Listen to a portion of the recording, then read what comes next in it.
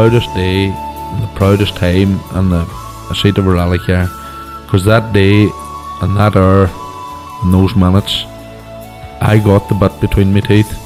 You know, I really stood up and was counted and said, this is not getting away. I remember when we pulled on our helmets and Donald says to me, what are we doing? I said, we're going for gold, Barrett. That's all was said. I can still picture that run. That was just the best run ever.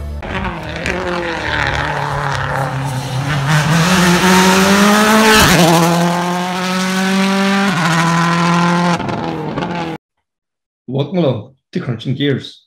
Let's talk rallying. Episode 16. We keep saying this, we keep, saying we're not going to be as many guests on, but once again, I think we've exceeded our quota again this time. So first of all, I'd like to welcome along Connor Edwards. Connor, you're very welcome. Evan, thank you. Great to be back, and I can't believe now we're up to episode 16, but there you go. Yep. This episode, we look back at Portugal. We catch up with Aaron Johnston, Josh McErlean and Jon Armstrong. We also look back at the Maiden City Stages, where I caught up with the top three overall and the top two-wheel drive. I caught up with them back at the Park Ferme. And later on in the show, we catch up with Meirion Evans, who helps us look forward to round 2 of the BRC, the Jim Clark Rally. And then we finish up with a Déjà Vu interview with Sean Moriarty and Beatty Crawford. So we have a jam-packed show. I keep saying it, but this is getting ridiculous. But first of all, Connor, you caught up with Aaron Johnston. Well, let's hear what his thoughts on Portugal. So, Aaron, congratulations. 4th place on Rally Portugal. How was the event for you? Yeah, thank you, Connor. It was a really strong weekend for us. I think probably the strongest one we've had so far. Okay, we finished 4th in Sweden as well, but this time in Portugal, we were much closer to the front and we were fighting for stage wins the whole weekend.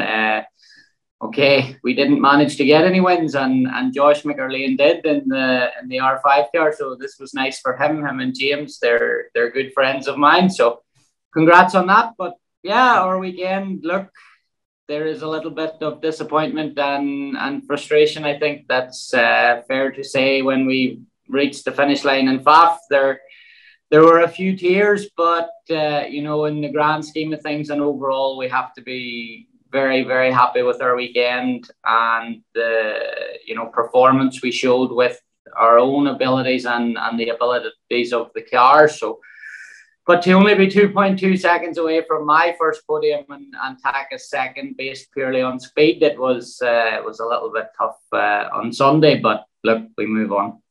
You had a fairly solid, steady start on what do you call it, on the first on the first full day, really, on the Friday. You climbed the leaderboard up to 4th. I know feedback from some of the crews were, the conditions were fairly rough out there at times, as well as the heat. Then on Saturday, what do you call it, you moved, that really was the battle between you and Danny in the Hyundai, and I think it was an inspired tire choice maybe that also helped you. I think you put hards in the front and softs in the rear. Is that right, for one of the stages?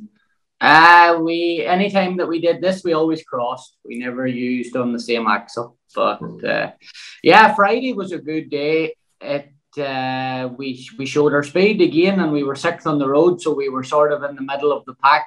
Obviously, Calais was first, and then you had the likes of Elfin, who was quite close to the rear, along with Danny. And for sure, the few seconds that Danny grabbed off us because of the road cleaning on Friday at the finish were inevitable to the result. But okay, that's the regulations of the championship, and it's part of the game. But for us, the biggest issue all weekend was, I think, stage 5 on Friday. We had a spin, just silly little mistake, came down maybe 10 kilometers an hour too fast and hooked the car in on the inside of the corner to make the apex, and unfortunately it just snapped, and we dropped between, I guess, 25-30 seconds here because we had to do a 3-point turn. But apart from that, it was the only real time loss that we induced all weekend, apart from, like you say, the Portugal or the Porto street stage on Saturday evening.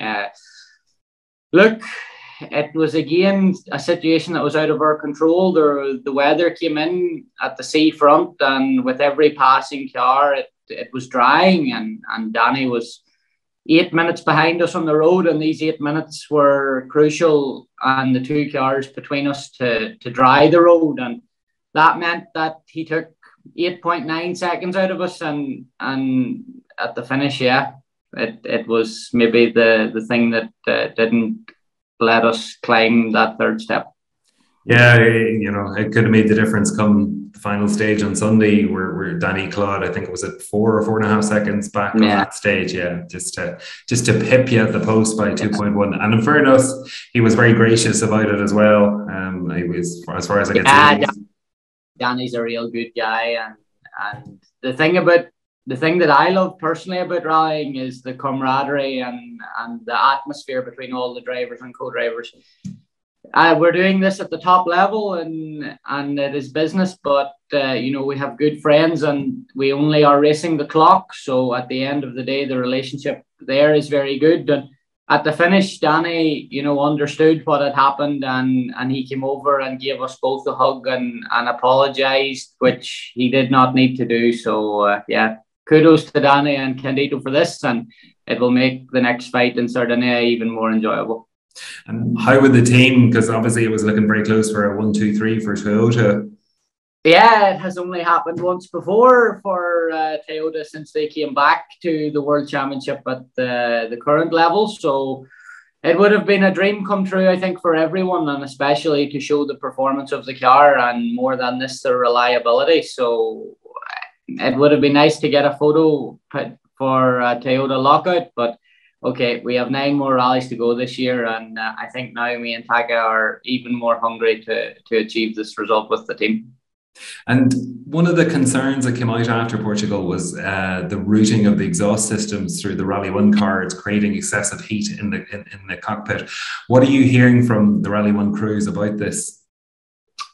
There are a number of issues, I think, that have raised their head when the regulations were published for these new cars, and some of them have been able to be worked around and some of them not. But the one with the routing of the exhaust down the right-hand side for the co-drivers, it's becoming an ever more prominent topic because of the heat we experienced on Friday in Portugal. It was plus 30 degrees outside, and then when you have all the temperatures inside the cockpit, I think it was in the region of 60 plus. So yeah, it's something that needs to be addressed quite quickly. Okay, Sardinia is next week, so maybe there's not so much that can be done for this, but the further rallies on in the season, like Kenya and Greece, I think, you know, the FIA also realised that it could be an issue. And Jari Matti, our own team principal, has suggested, you know, running an aircon system. And I think with all the crews, not so many issues are completely unanimous, but this is one that everybody is ready to get behind, and the FIA as well. So hopefully we can see some change in the coming weeks. Absolutely, and I suppose like it's a genuine health concern across all the teams, so it's not just, you know, affecting one particular manufacturer. Yeah, look, it's part of the sport, and it is an endurance sport at the end of the day, and a lot of it is down to our fitness as well, and all of the crews are working on this. But sometimes you have to accept that external factors could make life a little bit easier, and if it's the same for everyone, then no one gets an advantage. And I think everyone is happy to go down this route. So let's see what happens. Yeah. And Aaron, as you mentioned, Sardinia is up next on the 2nd of June. So you previously competed on that, co-driving for Oliver Solberg in the Rally 2 Skoda. So what's going to be different about the preparation for this year with, for the Toyota Rally 1 with Takamoto?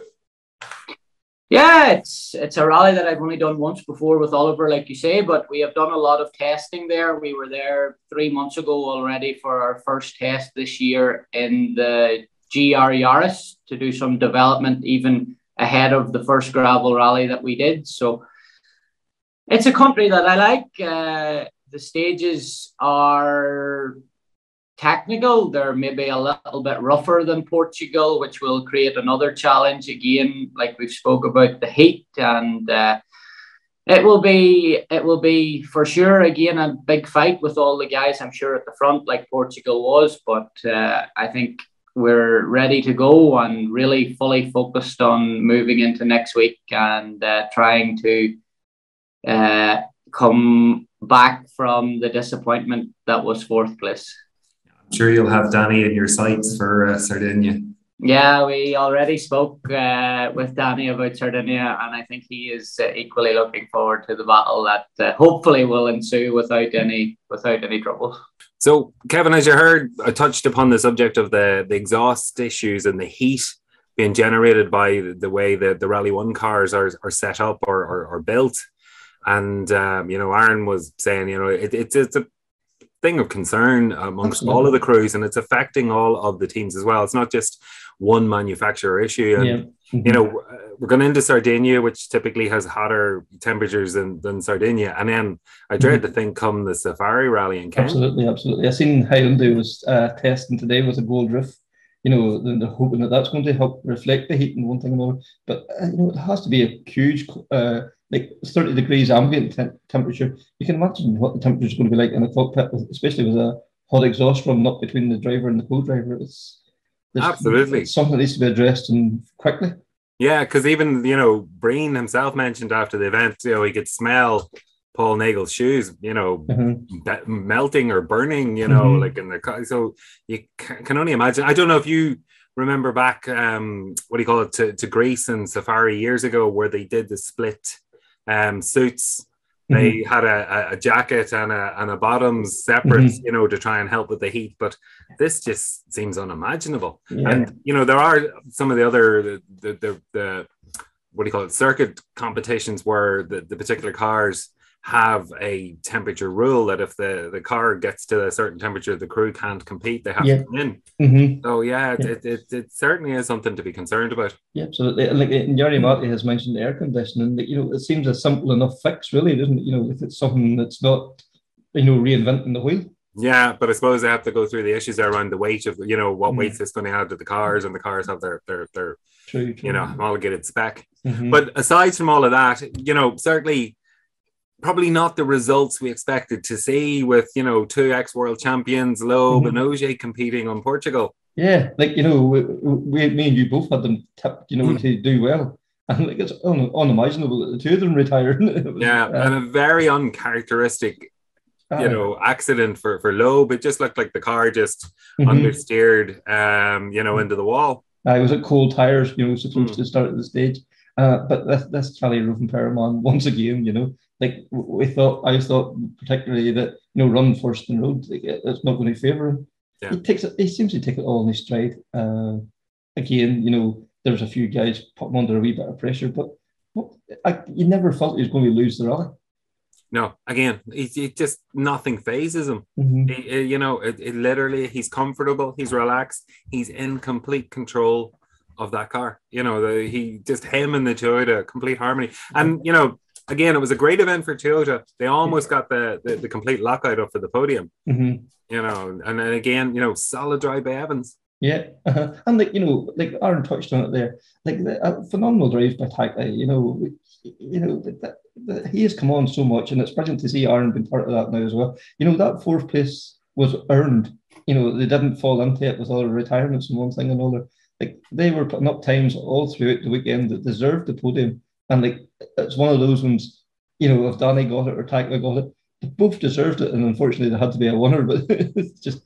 That's the cruel side of the sport sometimes. Unfortunately, yeah, that is the cruel side. And genuinely, when you see the pictures, like Takamoto was in tears, like that hurt. Like he had worked hard for that, and I suppose he thought he had it. Yeah. And, last stage, would you have expected in those conditions Danny to take 4 seconds out of them? Not really. And then it shows that the sportsman that Danny was over, and telling him his day will come. And, that's the mark of that man, really. Yeah, no, absolutely. Consummate professional, and all round nice guy. Yeah, absolutely. And, I suppose maybe road position favoured him, but, lead Toyota, or lead Hyundai, but we all know Neville and Tanak had their issues. But this Danny man, he seems to be able to jump into a car and keep producing the goods. Brilliant to see it. Absolutely. And, you have to wonder, that strategy, the part-time drive, whilst, it didn't suit Craig from the point of view of a career. But when he got in the car, he was putting in solid results in that last year with Hyundai. And the same for Danny. It just seems to suit him, picking his events and taking the break in between. And, he's just on it. Like, he's not needing to build up or get up to speed or anything. He's there and he's competitive from the get-go. Absolutely. And you mentioned Craig there. Probably not the strongest performance from an M Sport point of view last weekend, but you have to hope that they'll turn it around again. Such a strong start in Monte Carlo. That's Croatia and now Portugal. Disappointing, but fundamentally all the tools is there. I suppose it's maybe they're not getting the same amount of testing as the other teams or what. Hopefully it'll start to fall back into place again. Yeah, it's just hard to know whether it's bad luck or if it's other issues. Like, they went to Portugal with 5 cars. We're leading the event in day one until Loeb had, that uncharacteristic accident. Punctures for Gus Greensmith and technical issues. Again, Craig was struggling with the heat and dust getting into the car. And, Formo and Lube probably had the stronger of the drives. Yeah. Yeah, and then, like WRC2 as well, Chris Ingram from the UK had a fantastic run. And Burman, Josh McErlean and James Moffat, or James Fullerton, had their issues, but set fastest time overall. Like, and a WRC2 car, fantastic. Completely. I think one of those unexpected results. Oh, having said that, if you look back to 21, I think Mads Odsberg was second fastest in a WRC2, on the Porto stage. So, just James went, or Josh went one better. Absolutely, yeah. And I suppose now it's only right that you caught up with the man himself. So we'll get his point of view, and then that will roll into, then we'll hear from, Jon Armstrong after that as well. Josh, so just back from competing on Rally Portugal, I think we can safely say that didn't go to plan for you. How was the event? The event was a bit of a roller coaster, let's say. From Friday, where we were retired under Super Rally, been into Saturday as well, and to get a stage win in Porto on Saturday evening was probably the highlight of the year and the highlight of the event. So to have some positives to bring away from Portugal is good, and to have also some points is also a bonus as well for having such a difficult weekend. So full focus ahead now. Yeah, from the feedback coming out of the rally, it seemed to be pretty rough in some of the stages. Did it take its toll on the car, or was the steering issue a separate issue? You could say the steering issue came from the roughness of the stages. On the fourth stage on Friday, before tyre fitting, we had a problem with the steering. Basically, the steering rack came loose and we got the tyre fitting zone. You don't get to use any outside help in terms of parts, etc. So whatever's in the car, you have to manage the day with it.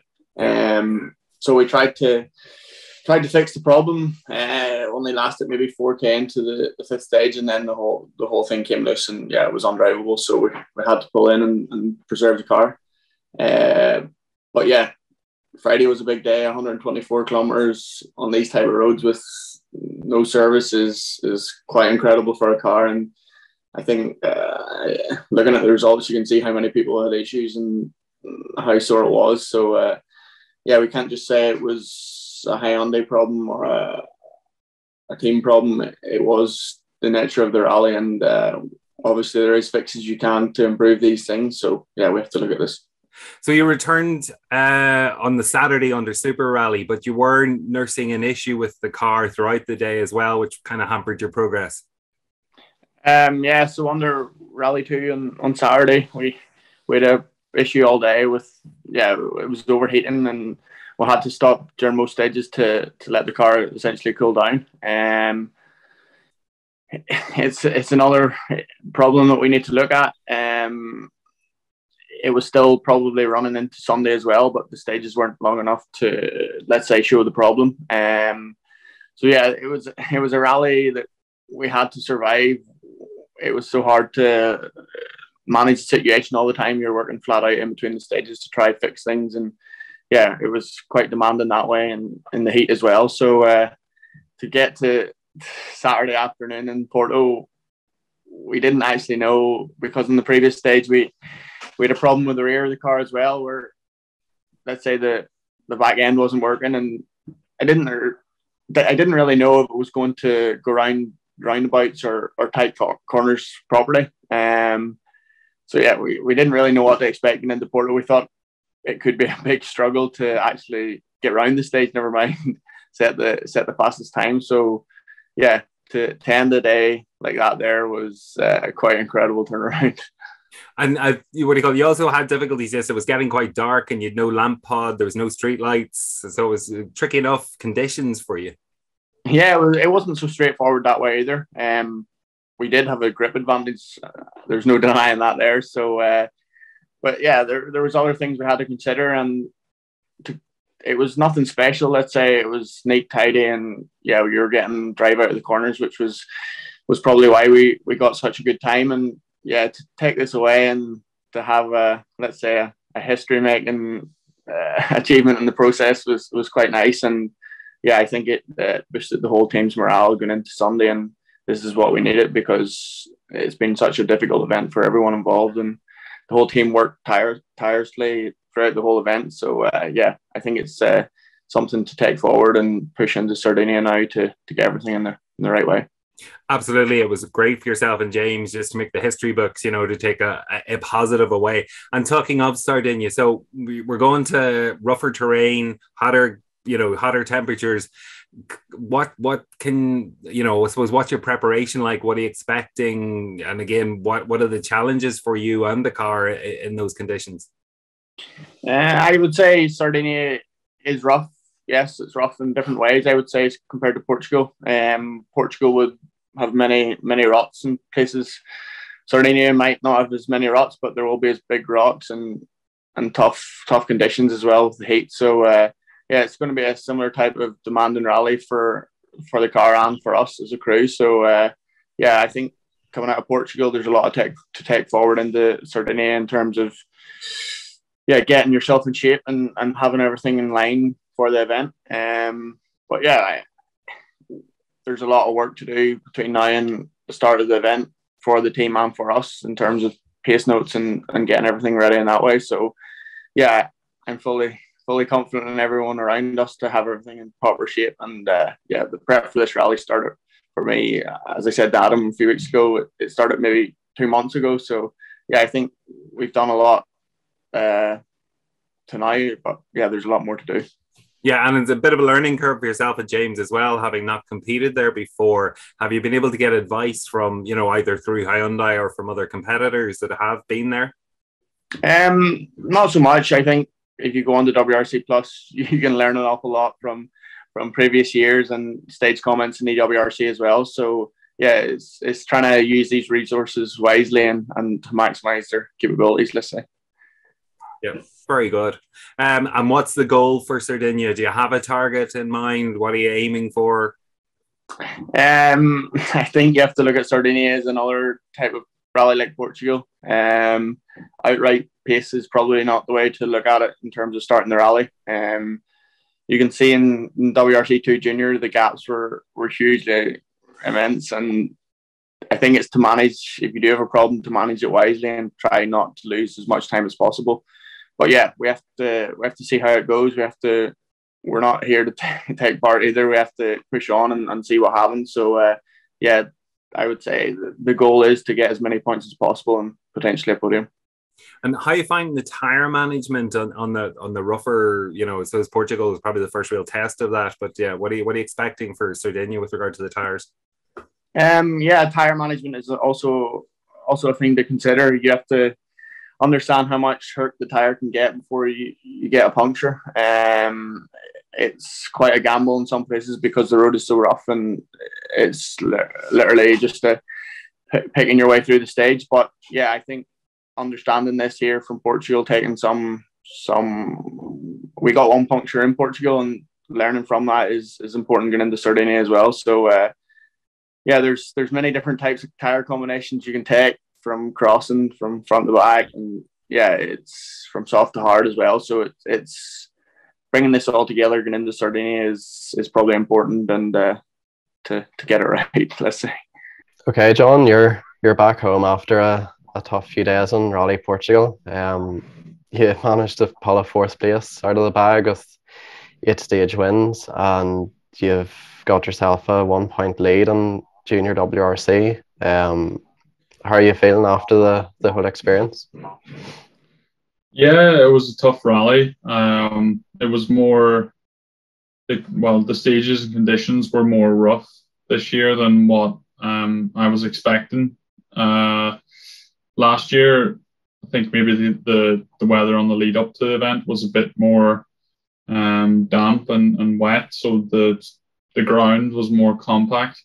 But yeah, this year was a lot more rough and more demanding on the cars and the tires. So yeah, it was very tough. But my approach, the approach that me and Brian wanted to take, was to try and stay out of trouble, avoid damaging the car and avoid damaging the tires. But that was working for us until this was stage 7, I think, whenever the rear arm sheared on the car, just from let's say too much abuse from the conditions. But yeah, it's a shame because we got a 1 minute lead, and then we weren't pushing or anything. We were just the ones that were staying out of trouble, and then yeah, unfortunately we hit trouble then, and the car couldn't hold up to the conditions anymore. So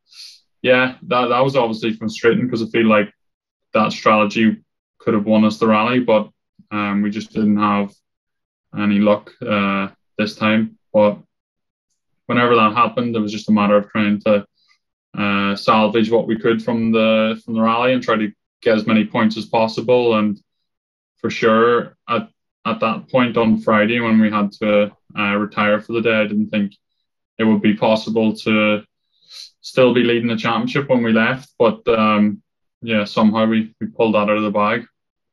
Yeah.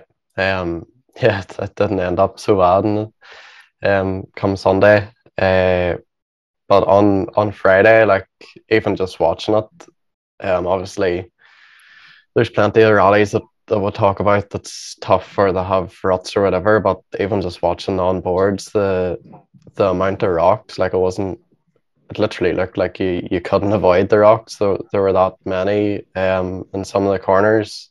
Like, have you seen anything like that before, or was this just on a different level? I'd say this was definitely on a different level. There were some places from last year that I knew were rough, and I was going to, try and be careful on those. But this year they were even rougher than last year, and also basically all of the Friday stages on the other sections were very rough. And yeah, you sort of have different types of let's say road structure and surface types, and they all have their own type of danger. If you've got a more hard base road that's maybe on top of on top of bedrock, then obviously when the road starts to degrade, you're going to be hitting a lot more bedrock, which is obviously very solid. So that's not good for the suspension. And if you're starting to bottom out, then you're going to really start to punish the car. And then you have other sections where it's probably a bit more of a softer surface, and it starts to rut up a bit more.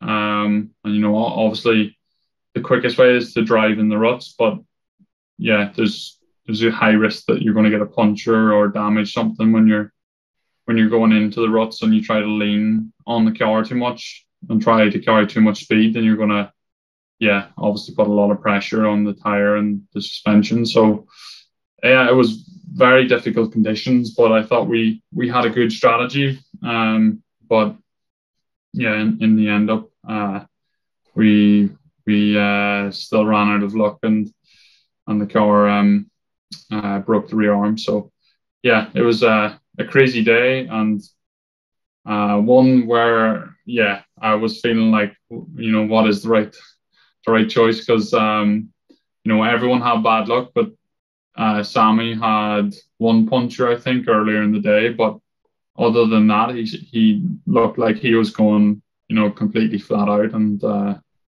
got away with it. So I think for sure you need a bit of luck. And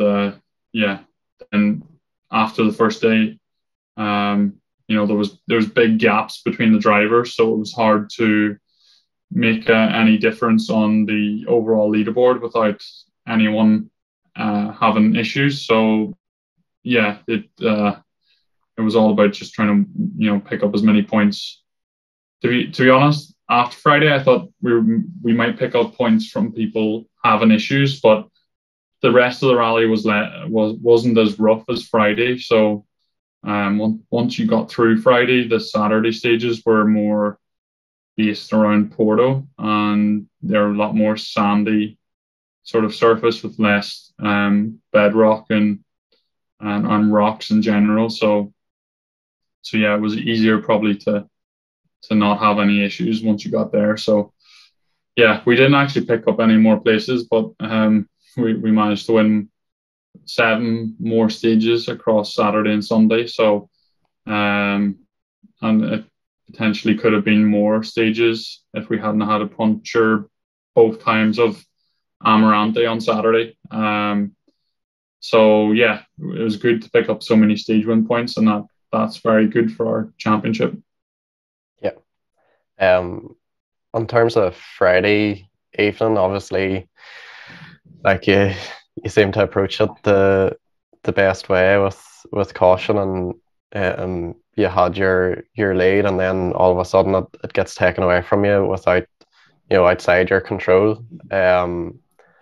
And then you knew as well that the gaps were minutes, and the chances were there wasn't really going to be many position changes. Like, is it difficult to refocus and go back? And obviously, like, after any day in WRC now, you have to put a lot of time and effort to prepare for the next day. Is it hard to get motivated to go and do that? I think it can be hard, yeah, but it's always good to remind yourself, you're lucky to be there and have the opportunity to do it. So you just have to try and make the most of the situation and try to get as much from the rally as possible. But for sure on Friday, the initial disappointment was hard to take, just because we tried to stay out of trouble, and in the end it didn't pay off. So it was frustrating. But it's a long championship, and I think with the stage win points, you can get so many championship points for each stage win that it can make a big difference if you don't give up.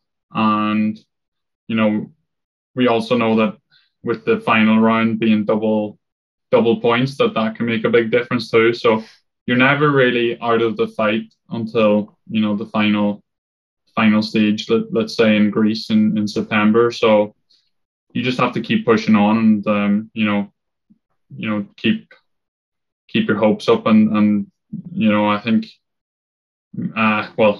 I think Brian does too, but I have a belief that it'll just happen, and if you keep working hard, then yeah, that should be enough. And at the end of the day, all you can do is give your best, and if you do that, then you're not going to beat yourself up further down the line. So it's just a matter of trying to stay focused and trying to make the best of the situation. Yeah, definitely. I mean, it's not your first time where you've came back and scored stage wins or whatever, and sort of recovered the weekend's result with that. So I suppose, like, even this weekend's another example. If something happens in the future, you have that experience where you know that if you keep going, do what you can do, that come the end of the weekend, you can end up in a pretty good position championship wise. I mean, obviously you were tied with Rory going into that round, and he finished second in Portugal, but still you've extended the championship lead, so I'm sure that's encouraging for you. Yeah, it's kind of funny, isn't it, that Laurie he's had a second, a first, and a second, and we've had a first and 2 fourth places, but thanks to our stage win points, we're still ahead of him in the championship. So yeah, for sure, junior WRC, you need to always be capable of winning stages and being fast, because being consistent definitely is a good thing, but it won't win you the championship. So yeah, I think it's good that we've been able to hold on to the championship lead, considering we've had 2 bad rallies now. We've dropped a lot of points that we could have had, but we've just tried to make the best of a bad situation, and to still be leading the championship after 3 rounds is really good. And I think I was looking the other day, compared to last year, after 3 rallies, I still have more championship points. So yeah, we're actually in a better position than we were last year. Of course, the rallies are different. There's not as much tarmac this year, but to be honest, I like gravel. I know if I can get into the right rhythm, then I can always be there with the front runners and be challenging for stage wins and challenging for the rally win and podiums. So yeah, it doesn't really bother me too much that it's less tarmac this year than last year. So yeah, I think it's definitely possible to win the championship. We just got to keep working hard, and Estonia, it's going to be all about being fast and trying to win. If we're not going to win the rally, obviously I would like to win the rally, but if we come even second with lots of stage wins, that would be good. And then, like I said earlier, Greece is going to be, depending on the weather, probably quite rough. So it's about trying to stay out of trouble, and you can't really afford having any issues there. Yeah, definitely not. You can't drop the double points round at the end of the season. But yeah, like you've won in Sweden, so that's bound to give you great confidence going to Estonia, and you finished second there last year. So even with all that under your belt now, does that make a difference heading there for the next round?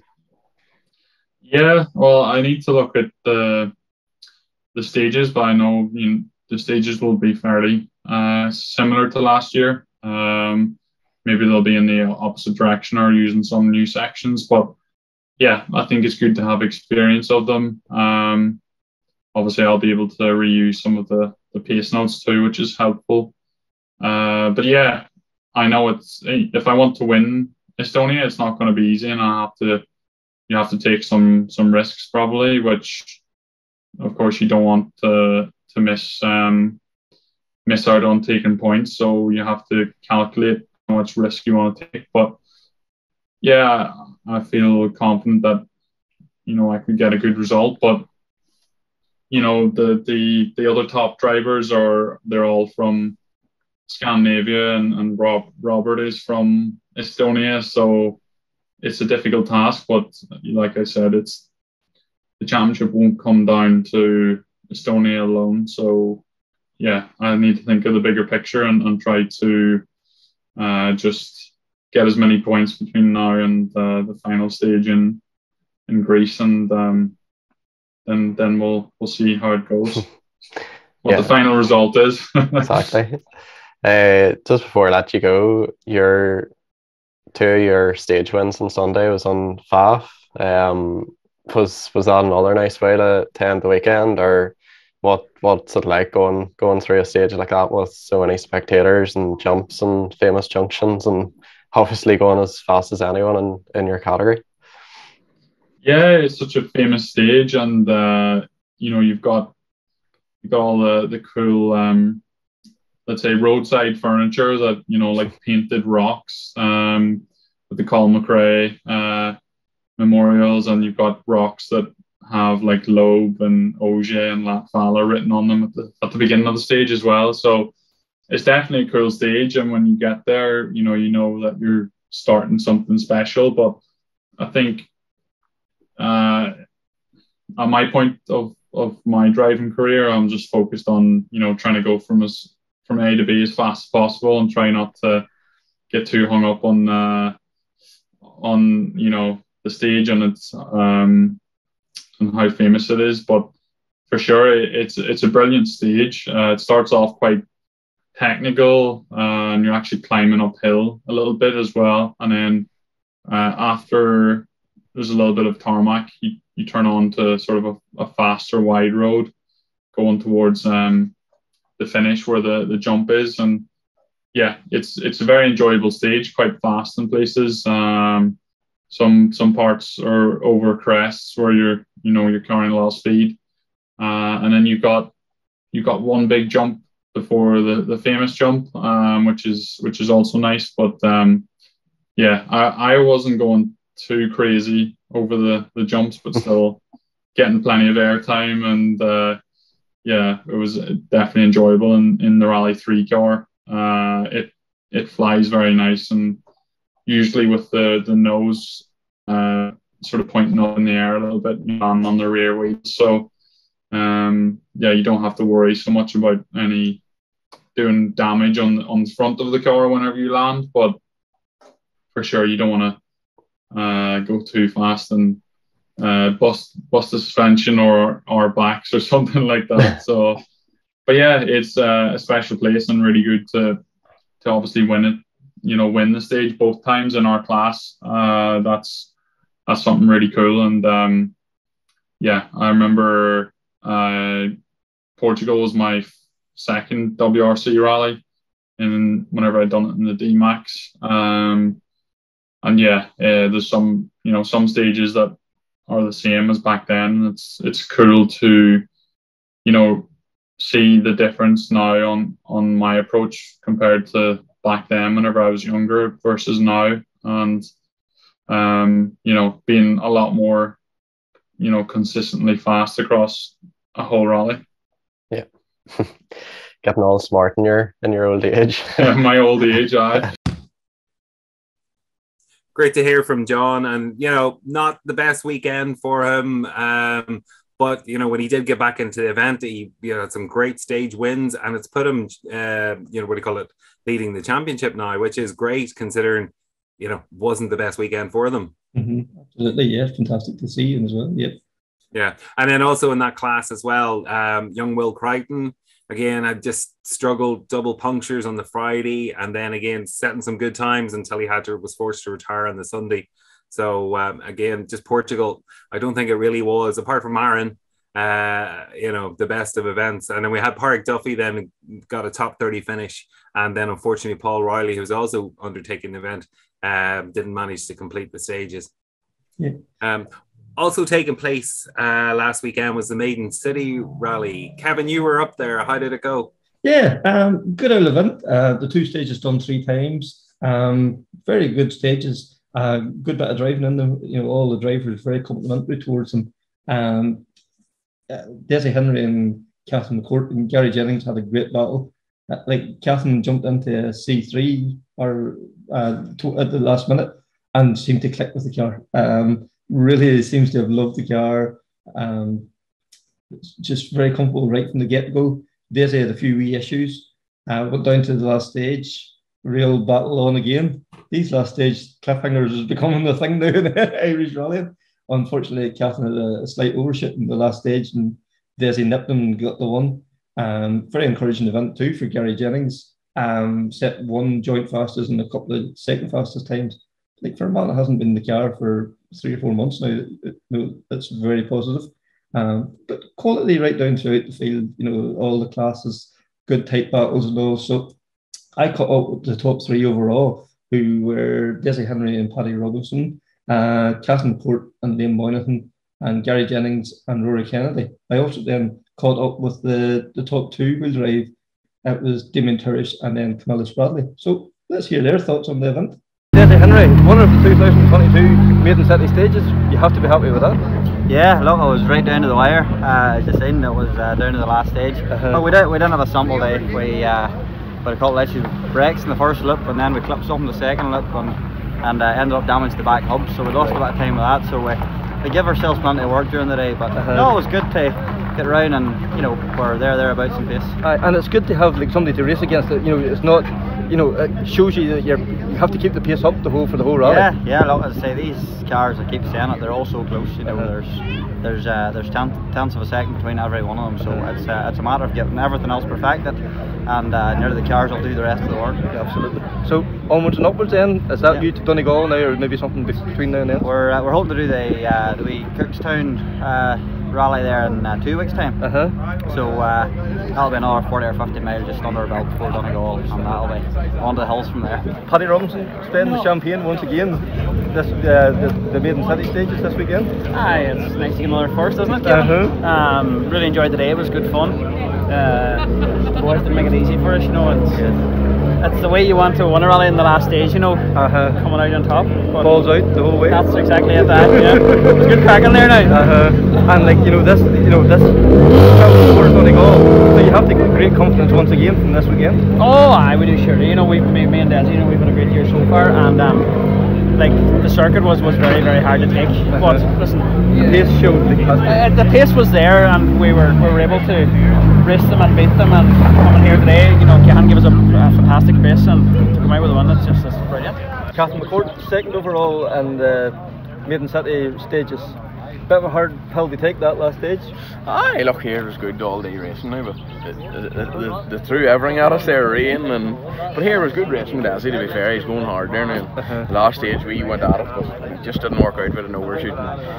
Probably dropped to 10 seconds. He beat us by 2 there to finish up. No, here look, I'm well happy with the cars. First day out, and you've got to show that pace in the first day out, it's good. Like. No, here, I'd say this will be the truck for Donegal, I would imagine. And like, you know, we've seen the pace Desi done in the Circuit Ireland, so that has to give you great heart that you're competing with him. Aye, look here, I think I'm back to the pace I was in West Cork in the Fiesta. It's up with the boys in West Cork in the Fiesta, so I think we're back there now, and if we can just build that now for Donegal, it'll be good. Liam Moynihan, you finished second after an overshoot in the last stage, but good day's racing. A great day's racing, sure.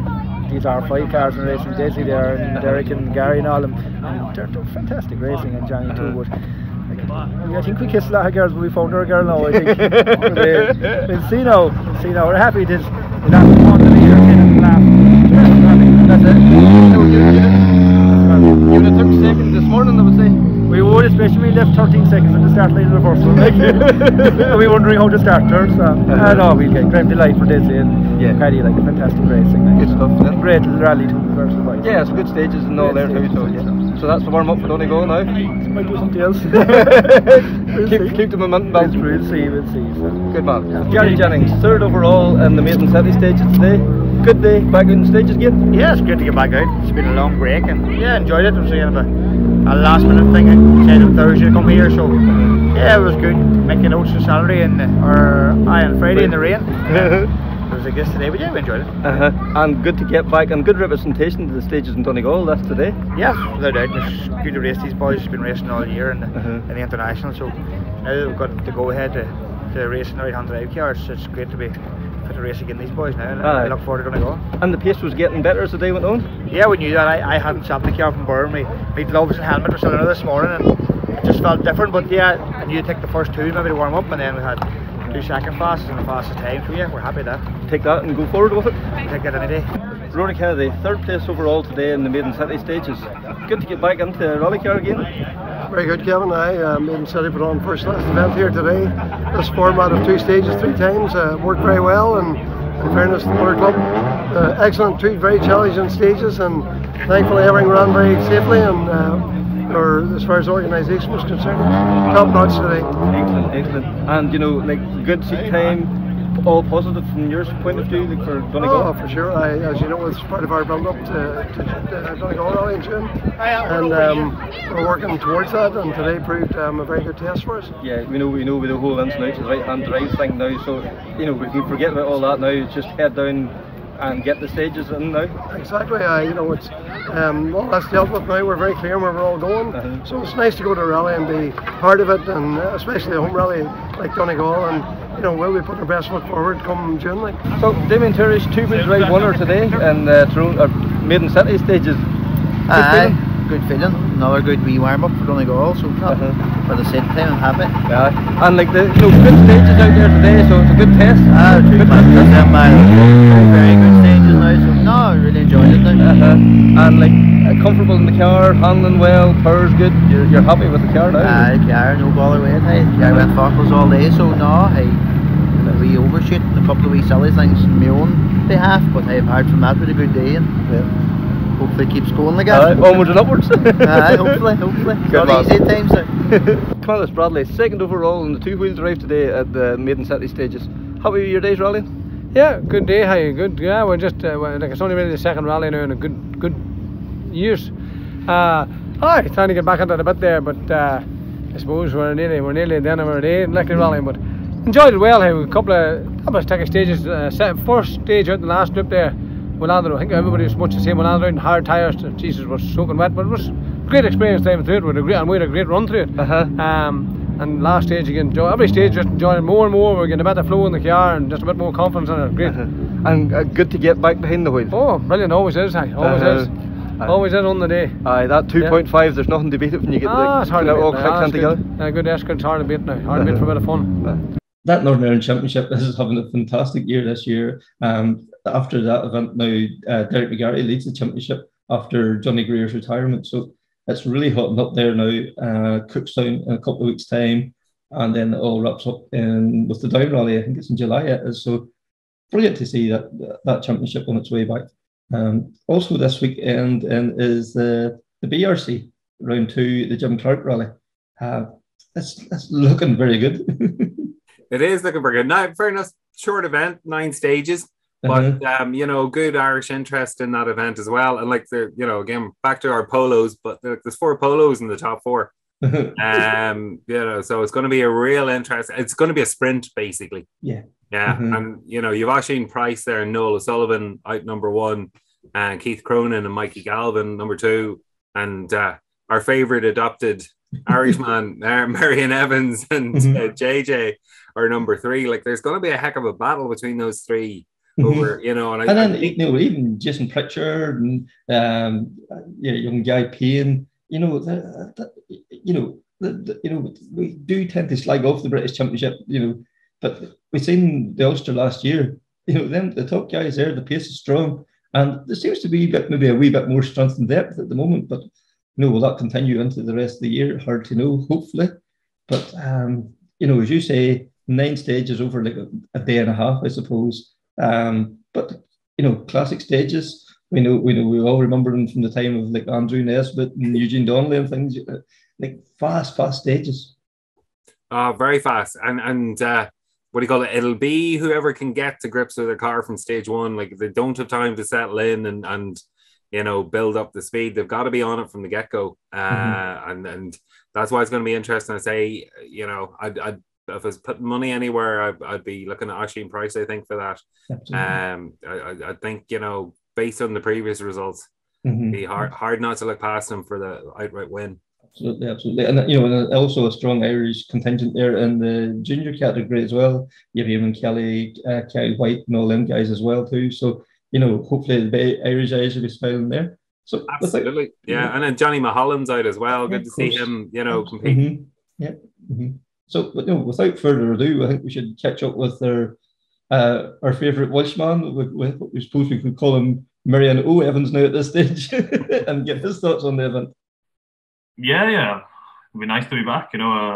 Obviously, I think our 2 days we did a lot of BRC then. Then I think we did the Cameron in 2019. That was probably the last time. We'd hoped to do a bit more back then, but things just didn't quite pan out. But Yeah, it'll be nice. I haven't rallied in the BRC for a good sort of 3.5 years now, but yeah, the level is really high there. To be fair, the championship gets some stick, which is unjustified. I mean, you saw what Oisin and Matt were doing last year, so it'll be not much different again this year, I guess. Yeah, and the Jim Clark is one of those names that is synonymous with rallying. Both in the UK and Ireland. The Tarmac Championship visited in the early noughties. It's a fantastic event. Yeah. Oh, the event's brilliant. I mean, it's a shame, obviously, but even before COVID, this rally, obviously, they went through some tough times and it didn't run for a good few years. So, yeah, it was actually my first ever tarmac rally, proper tarmac rally in 2013, or 9 years ago. So things will be a bit quicker this weekend, I hope. But yeah, it's a unique sort of rally. There's not as much grip as what you find on a lot of the Irish rallies up there. It's pretty shiny kind of tarmac, but it's very fast, heavy braking and stuff like that. But I don't remember too much about it, but yeah, some of the stages are really, really nice. Yeah, because we all think of like the jumps and the water splash and things like they're iconic stages. Iconic, we think of Jim Clark, we think of the water splash, we think of that big jump that what you call him. Yeah, I can't even think his name now. In the blue Subaru, hurt his back over now. Johnston. Yeah, that's him. Yeah, so yeah. So as all them stages, is that something you're looking for? Is the challenge of them compared to the normal? Yeah, and to be honest, I guess when you're doing rallies like we did the Killarney and the circuit last, when the stages the circuit used, they were two pretty kind of specialist events in the way that a lot of the guys know the stages very well. So I think going back here, I know like Oisin and Keith would have done the rally quite a lot, but it would have been 10 years ago. So hopefully, kind of they've forgotten a good bit of what they learned back in those days. And, yeah, it'll hopefully be pretty level, maybe. So it'll be an interesting race, I think. Yeah. And for a change, you've number 3 in the door. You've been used to number 4 in the door now with all the Tarmac Championship round. So I think 4 or 5 rallies in a row. I think we'd entered Clacton, and if you noticed in the first round of the BRC, we were meant to go there. We didn't in the end, but number 4 was missing, and that was us. So we were meant to be car 4 there as well. But no, it'll be a nice change to have a different number on the door. Yeah, and you're getting about the Ken Block. He is number 43. Yes, we're going to be number 4. He's going to be. He's almost going to get hats and coats and everything made of number 4. And this weekend also gives the team a bit of a challenge as well. 3 cars in the top 4. Yeah, it's busy enough actually, but luckily since Killarney we've had 3 weeks with no rallies at all, so it's given us a good bit of time to prepare for it. Thankfully, I brought the car back in one piece from Killarney, which eased the workload a bit as well. But there was just sort of a re-prep on a couple of them. But it's a bit of stress sometimes maybe, but we've had a good bit of time to prepare for this. So hopefully everything goes well for all the boys, and we all make it to the end on Saturday night. Excellent. And you talked about your own car there as well. We've seen the photos online. It's looking fantastic now in its new Castro colour scheme as well. Yeah, it's very different. I'm so used to seeing that car with the blue on it, walking into the garage and seeing it like that. It's like you almost forget kind of, that's my car now, But no, I think it's nice to see. There's actually been a lot of hype about the design and everything. Castrol as a name is huge in rallying, so it's nice to get it back, and people will be comparing it to like the Corolla of the late 90s and stuff, which is quite cool. But it looks really nice, and I'll be happy if it looks like that on Saturday night. We have a decent enough result under our belts would be good as well. Absolutely. And with Cronin, with Oisin Price, with Pritchard, with yourself, it's going to be a mega rally. That top 4, and then there's a whole lot of other guys out there. It's going to be hard to pick a winner from it. I know, I know Garry Pearson as well lives there, so you can never kind of count him out. And a couple of young boys, sort of Rory and James, their first year in R5, did very well in Clacton the other week. So there's actually a sort of a good enough bunch. It will be, obviously Keith and Oisin, everybody has their eyes on because they're 2 very experienced guys and go very well. But we had obviously Killarney in the circuit, probably one of our best rallies. I think we changed some things to the car, which maybe looking back didn't really suit me so much. So we've kind of gone back to what I was more comfortable with, and hopefully see if we can be sort of back really, really at the sharp end this weekend would be nice. Yeah, sometimes you have to take a step back to move forward, really, don't you? Yeah, I think we just we tried things just to try and obviously get quicker because nobody stands still. So but sometimes it just doesn't work. And I think that was kind of the story of the weekend was in Killarney as well. We just we changed a few things with the car, and then obviously on the test, which felt good. Then to the rally, we were on a different tyre, and it just didn't work with the time combination, and it kind of just set us back a bit, But when you give time away at that level, you're finished. So through the rest of the rally, we just tried some things, and to be fair, not a lot of it worked, but at least we know that now. So hopefully we have kind of a good knowledge of what works and what doesn't now, I guess. But it'll be interesting this weekend. Yeah, and like that, that'll feed into this weekend. You now know what works as well as what doesn't work. Yeah, and that's the thing. We've been finding in Ireland, kind of my driving style compared to Ali is so different. We can run sort of different compound tyres almost because we drive sort of very differently. So it's just learning that things as well. Because obviously you see a rival or a competitor jump onto a certain tyre, you think, well, I need to do that. But it's not necessarily the case, and it's just learning that and using it at the right time, I guess. So obviously this weekend is different. I've got Austin and Jason next to me, so that's two different guys again. But they're both good guys. I worked with Austin all year last year. I've known Jason for years and years because they own a garage just up the road from us. So we'll all help each other, and hopefully we can, like I said, all get to the end, have a good result and a good event. Always great having Meirion on the podcast, and just amazing. Himself and the dad, Meirion Evans Motorsport, they're running the top three out of the polos out of the BRC this year. It's, really is good going, and looking forward to seeing Meirion competing in Donegal shortly as well. Absolutely. Another event coming up, Kevin, is the Déjà Vu in Killarney. What do you call it? Really interesting entry list. Like, it really is a blast in the past, and you go down through the names, with Chris Meek, Patrick Snyers, Austin McHale, Cathal Curley, Frank O'Mahony, Dennis Biggerstaff, Michael Barrowell, Davy Greer. Like, it's just incredible. It really is. And then also Craig Breen's going to be there, and will have his inverted commas new Frank Maher Escort Cosworth Sierra. I'm looking forward now to seeing that car out back out the road again. I think the attention to detail that Craig has put into this rebuild is going to be something else, isn't it? So and then you talked about the drivers there, the cars that's going to be there. Everything from world cars to every car from the 50s, 60s, 70s, 80s, 90s, 90s, the whole lot. I know. There. Absolutely, from Chevette HSRs, we've got RS 1800s, Metro 6R4s, Porsche 911s. It's just going to be an incredible mix of machinery on the roads. Absolutely. And I caught up with Sean Moriarty and Beatty Crawford, and they'll give us their thoughts on it. Well, I've been involved in rallying since I was about 15 years of age, and my hero in my early days was Paddy Hopkirk, whom I still think is probably the best all-round rally driver ever come out of Ireland. So Paddy was a big hero to me, and when he won the Monte Carlo Rally in 1964, that was a really important. Monte Carlo Rally in those days was a very, very important rally. It was the rally to win, and Paddy put the Mini on the map. So I was, and I got to know Paddy very well, and of course I competed against him later on.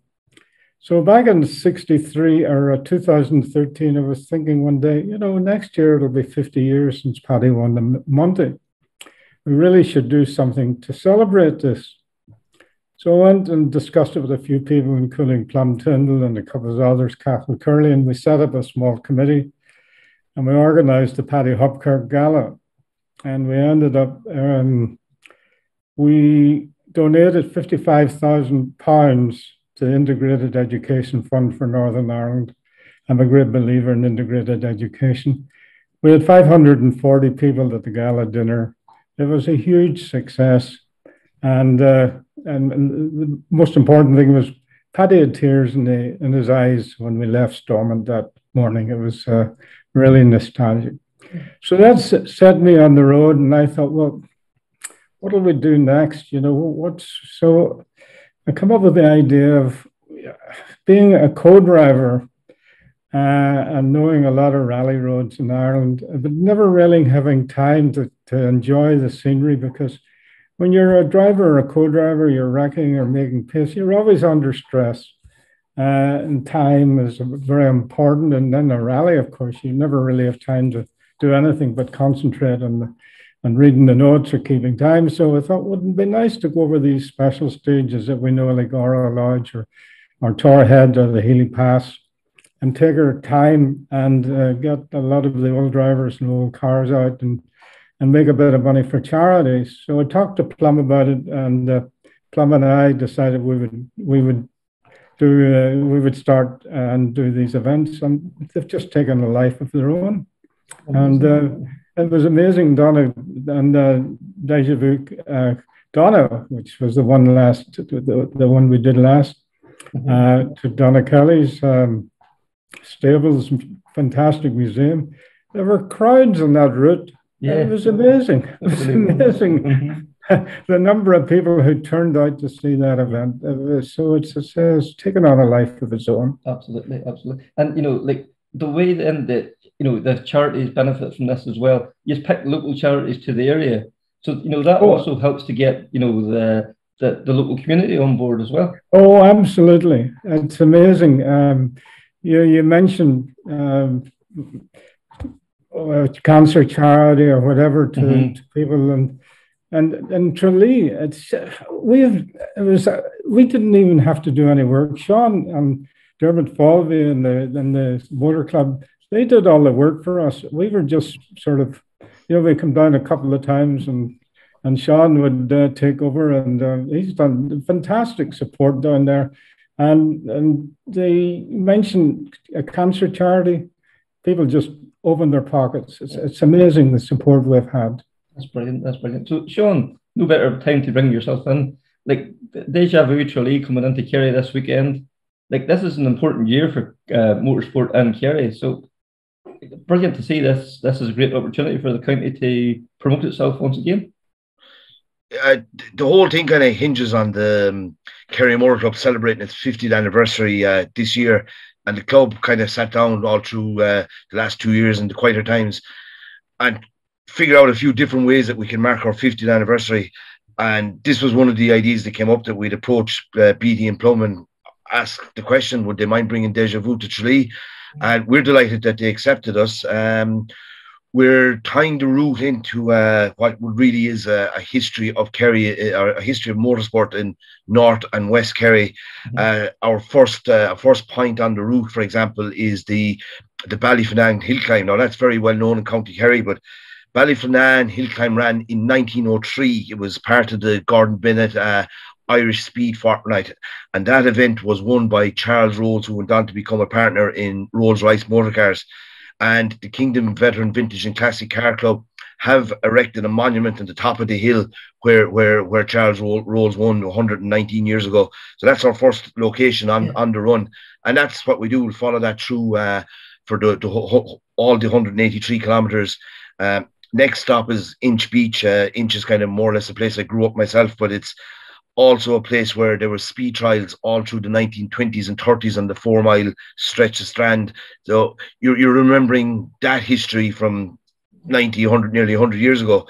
And then on to the roads that most people would know, the famous Circuit of Kerry stages, Menard Castle, Sleigh Head, Brandon Creek, the Connor Pass, Camp Mountain and the Short Mountain. Now, all of them roads, but not in the sequence that I mentioned them, were used in the 1974 Circuit of Ireland Rally. It was the only time that the Circuit of Ireland visited the Dingle Peninsula. And the rally was won and lost on Sleigh Head when Cathal Curley and Billy Coleman entered the stage in only a handful of seconds between them. And Coleman made a rare mistake and crashed on the stage, and Cathal had a very easy drive back to Belfast to win the rally. But it's the kind of history and folklore connected with that 1974 event is being remembered as well. Yeah. And then you just look across, like I say, all those roads I've mentioned, Connor Pass, Camp Mountain, Menard Castle, they're all famous rally roads, and everyone on that intro list, if they haven't driven them before, they most certainly have heard of them. And every rally fan in the country has heard of these roads. And as Beatty mentioned then as well, it's kind of when you're rallying, you're too busy. But let's come back and enjoy these roads on the Wild Atlantic Way at a more leisurely pace. And the Sleigh Head is the most westerly stage in Europe. Next stop is New York City. But why not? Like let's just enjoy it. And then the two bonuses are the quality of drivers that have come and placed their interest for this event, that's down to Beatty and Plum's work. But phenomenal. We can't believe what's coming to our hometown. And then we're raising money for Recovery Haven, one of the most important cancer charities in Tralee. And put all that together, I think we're in for a very special weekend. Absolutely, absolutely. You know, you look at that quality of that, and like if that was a Termite Championship round, you would be over the moon. Like, you know, absolutely. You have world stars, you have JWRC stars, British champions, Termite champions. They're all there and more. And more. It's just incredible. And by the way, a few very good co-drivers. Yes, yes, we should know that. Yeah, we'll never forget the co-drivers. We're used to the passenger seat. Myself and Beatty spent our lives in the passenger seat, so we can't forget the co-drivers. Yeah. But here's an interesting story from Trevor Agnew and Bones O'Connor and Darren Smith. All very good co-drivers. Absolutely. Here's an interesting story from a Donegal point of view. You're based up there in Donegal yourself, Kevin, but James Cullen, who won Donegal International Rally, I think it was 26 years ago, began his career in a Chrysler Avenger. He did. And he's coming down to do the event, but he's actually doing the event as a co-driver. And he's sitting with Mick Smith. Mick Smith is a campaigner of historic Avengers all his life. He's just an out-and-out Avenger fan. And he's also a chairman of the London Irish Motor Club. So Mick is coming over with his Avenger. Now, his Avenger is connected with Harry Brown from Donegal. I think Harry Brown's from Belfast or Donegal. I'm not sure. Well-known car in Donegal. And James Cullen is navigating in that car for this weekend. Yeah. So it's just a twist on the story. A Kerryman and Donegal man sharing the car. And like Harry, I think he had a holiday home in Donegal, but he was a huge part of the Donegal Rally throughout the years as well. So it's a lovely tribute to him. Like, unfortunately, Harry passed away. That was last year, wasn't it? Last year. Mick Smith won't take the name off the car. Like, you know, the name's on the side window. He's just going to put in memory of Harry Brown instead of where the name should be, which is an even nicer tribute. You know? Absolutely. And you know, we're talking about some of the cars that's coming. We have everything from like minis, you know, from the 60s. You know, the venerable Escort here. You know, there's so much of the fabric of Irish rallying, right through Mantas, Group B cars, World cars, Group A cars, even the current Rally 3. William Crichton's bringing a Rally 3 Fiesta. It's just, I can't believe the quality and the quantity. Like 151 starters, I think, isn't there? Yeah. That could go to 160 cars the way things are going at the minute. One of the most interesting cars, I think, is the Sydney Meek Ford Orion that was used by Stephen Finlay and champion boxer Barry McGuigan back in the mid-1980s, the famous red and white rear-wheel drive Ford Orion. The Meek family have found that car, they've restored it. Barry Meek is going to drive that with Dad Sidney in the passenger seat, and Chris Meek is driving the 4x4 Vauxhall Corsa that family built in the 90s with legendary mechanic Robbie McGurk in the passenger seat. And Robbie's a legendary driver in his own right as well. So the stories that I was telling my mother earlier today about this, and she said, you could write a book about that. You could write a book about everyone in this thing. Yeah, like, you know, I always think Sydney Meek's story is one of the real stories of Irish rally, and it's really not told properly, you know. So, Like, the interesting thing is that in the early days of organising these, we had a wee bit of difficulty in attracting the big drivers, because they thought, oh, what's this? You know, it's just a run around. But it was amazing. Once they had done it once, you couldn't keep them away. It was really amazing because they found, you know, the crowds were back out to see, and we all like to have the crowds watching us if we were competing. So they liked that, but they also like the fact that, you know, you get back into a rally car, even though you're not rallying, it's got the smell, it's got the feel, you know, you feel as if you're actually back competing again, even though you're not competing. Exactly. And like Patrick Snyers, this is his second or third trip. No, second time with us. Second actually done Donegal as well. Like, so, like, for him to come back as well, that just shows you. Oh, he loves Ireland. Paddy's a real Paddy. Patrick's a real Paddy. He likes his Guinness, so he does. And then, like, Sean, you would like to mention, you know, the charity, you know, how beneficial this is going to be. The money that's going to be raised is just going to be, you know, such a benefit to the local charity. Yeah, the Recovery Haven is a fantastic, it's a well respected cancer respite house in Tralee, and they look after people from all over the county and maybe into Cork and Limerick as well. It's just based in the southwest of Ireland.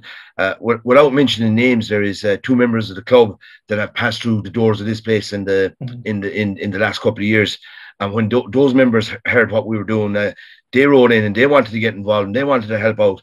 And they felt it was kind of payback time for them for the kindness and the way they were looked after by these people. And now their sport was coming back into get involved. And Marissa Reedy there, she's the fundraising director. She's been very good as well. She's a former motoring journalist, so she immediately spoke our language and we started talking to her about this. And I think that's one of the funny things about the whole thing, that when Beatty and Plum were talking about this at the very beginning, we kind of had a contact in every single facet of life down in Kerry to make things happen. One of the brilliant stories was when they asked, like, how difficult is it going to be to close the mall in Tralee for a ceremonial start? And I said, sure, that'll be no problem. The local sergeant here is a rally navigator, and he co-drives a historic Porsche. And that was that. Oh, yes, we had to do all the correct paperwork to back it up. Sean, I'm not quite sure about speaking the same language.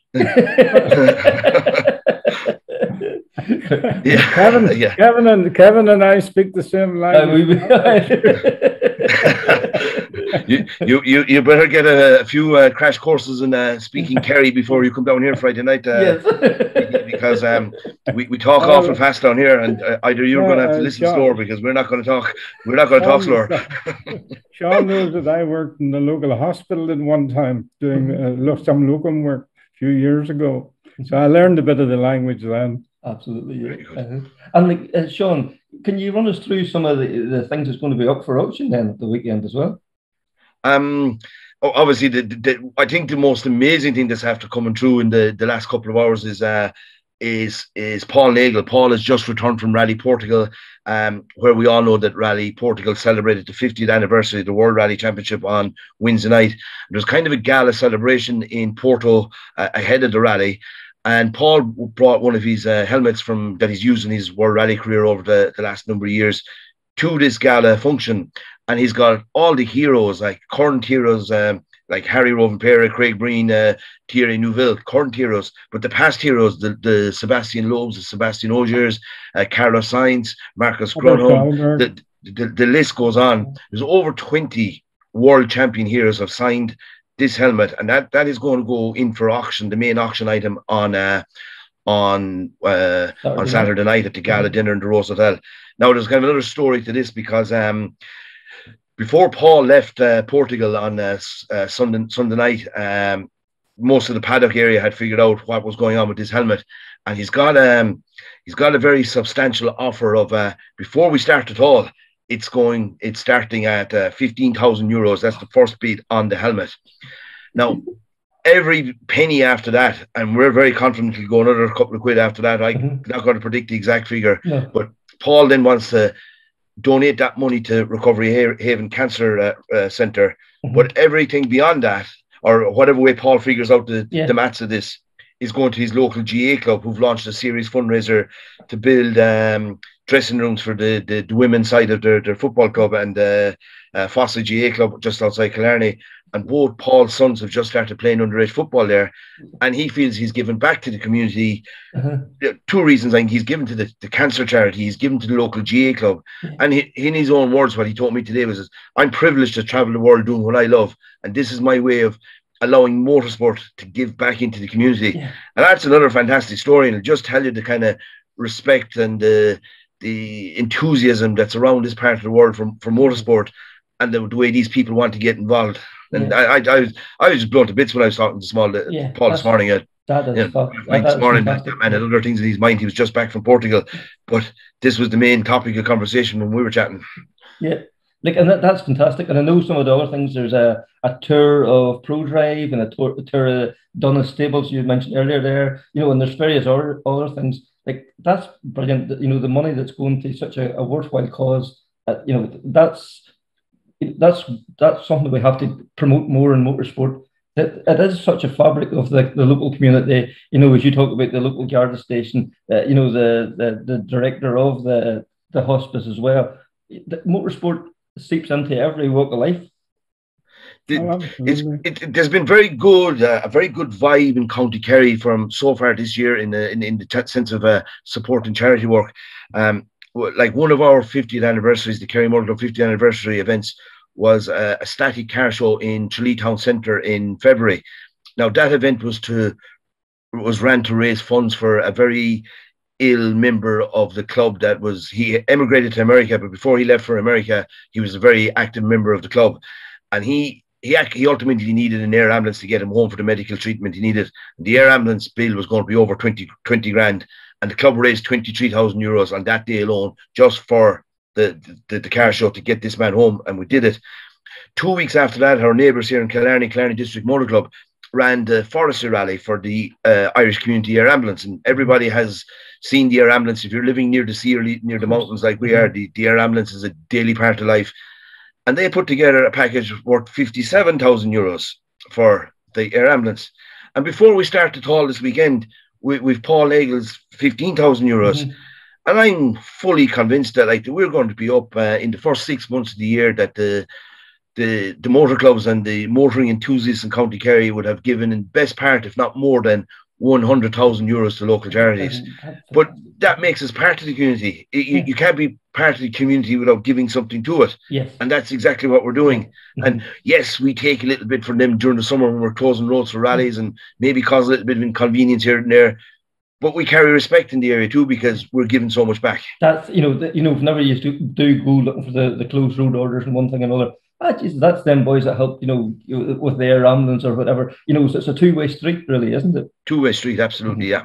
We're very proud of the local motorsport community, and not just the motorsport community. The vintage and classic car guys are very supportive of all these kind of events as well. So, just kind of, it just shows that the sport is bigger than 150 guys racing rally cars in May in Killarney or April for the Circuit of Kerry. We're part of the whole thing, and that's what we want to be, Huge, yeah, it is great. And Sean, where would you recommend, people down going to watch the event? Is there places you would recommend going to watch? Absolutely. I think, as we mentioned earlier, there's a ceremonial start through the Mall in Tralee Town Centre, the pedestrian area in Tralee Town Centre at 9:30 next Saturday morning. We're expecting that to be very busy, from rally fans that are coming into town for the weekend to curious locals who want to see what all the hullabaloo is about. But that's going to be a very nice place to see the cars up close in front. There's a couple of kind of official or unofficial stops along the route, and there's beautiful photographic locations, kind of what you know of the area. Like, but one of the main places is Inch Beach, which is on the Wild Atlantic Way. It's just a fantastic place to take photographs and see the 4 mile stretch of golden sand out the back behind you, and then you have these rally cars lined up there.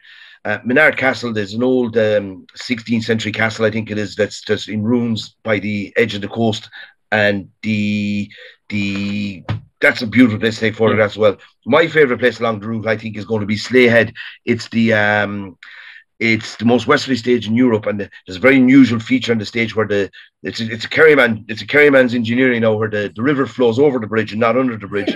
So, but there is a water splash there, and it's a well-known water splash there. There's photographs of Curley and Coleman's cars through that splash in 1974. And with the backdrop of the Atlantic Ocean behind you, that's going to be incredible. Up close and personal, I'd say get back to the Rose Hotel in Tralee around 4 p.m. on Saturday evening. We'll have a kind of a park expose in the council-owned car park there, and well done to Tralee Municipal District Council for giving us permission to use their properties all over the town, including the pedestrian area and this car park, to show these cars. So there's some of the highlights, but anywhere you go in West Kerry is going to be spectacular scenery, spectacular views. Yes. Added in with a Manta 400 or a Group A Sierra Cosworth in the middle of it, it's just going to be spectacular. Yes, for sure. And Beatty, we're just here shown there. This monster you have created, it's absolutely fantastic. I would say you just can't wait to get to down to Tralee now at the weekend. Yeah, of course. It's a really beautiful area. And by the way, Sean was talking a lot about the support from Kerry people, but when we did Déjà Vu Donna, the support we had there, I mean, the charity we supported, they had buckets at the start and various places. They collected €6,000 alone from those buckets. Yeah, that was the Blue Strike Foundation here in Donegal. All of Ireland's rally mad. Yeah. I mean, I think there's probably no other country in the world that supports rally as much as Ireland. That's for sure. Maybe Belgium. So it's it makes it all worthwhile. It's a lot of work, but it makes it all worthwhile when you can give something back. That's the important thing. That's that is what it's really all about, And if there's any other events lined up after Tralee, because we get, like everybody else, COVID changed our arrangements quite a bit. And originally we were going to have one in Westport and do all the Connemara stages, and we had to postpone that. And we're going to have that one at the end of September, and the headquarters will be in Westport, and we'll do a lot of the famous stages like Nafui and Balnahinch Lake, those famous stages. And we've already got 50 entries for that, so I think that'll be a big seller as well. You have to admire that Sean Moriarty, man. The enthusiasm he has for motorsport. And if you're not already subscribed to Kerry Motorsport News, I strongly advise it.